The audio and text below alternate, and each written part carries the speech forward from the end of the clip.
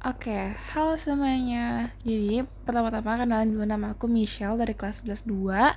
Jadi sekarang aku pengen ngejelasin tentang termokimia. Oke, jadi apa itu termokimia?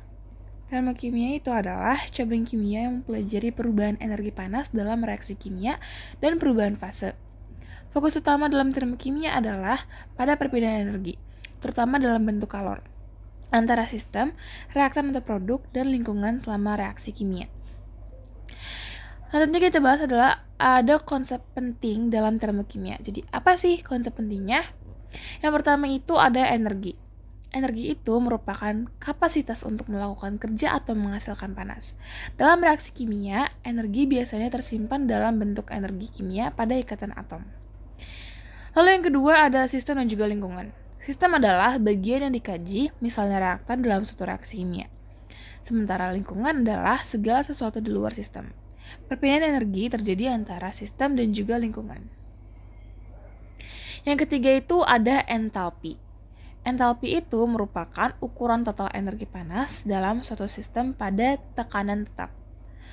Perubahan entalpi menunjukkan jumlah energi yang dilepaskan atau diserap selama reaksi kimia.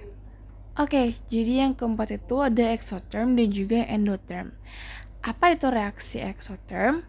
Reaksi exotherm adalah reaksi yang melepaskan panas ke lingkungan. Delta H-nya itu bernilai negatif, misalnya pada pembakaran. Sedangkan apa itu reaksi endotherm? Reaksi endotherm adalah reaksi yang menyerap panas dari lingkungan. Delta H-nya itu bernilai positif, beda sama exotherm. Jadi kalau exothermnya itu negatif, nilai delta H pada endotherm adalah positif. Misalnya dalam proses fotosintesis. Yang kelima itu ada kalor. Kalor itu adalah energi yang berpindah dari satu benda ke benda lain karena perbedaan suhu. Kalor merupakan salah satu bentuk energi dan satuannya sama dengan satuan energi, yaitu joule. Jadi kita ada contoh soal. Diketahui reaksi berikut. CS-nya plus O2 menjadi CO2 dan hasil delta H-nya itu adalah minus 393 kJ. Apakah reaksi ini exotherm atau endotherm? Jelaskan. Untuk pembahasannya, itu karena nilai delta H bernilai negatif, yaitu minus 393 kJ, reaksi ini adalah reaksi exotherm. Kenapa? Karena reaksi exotherm melepaskan energi ke lingkungan dalam bentuk panas.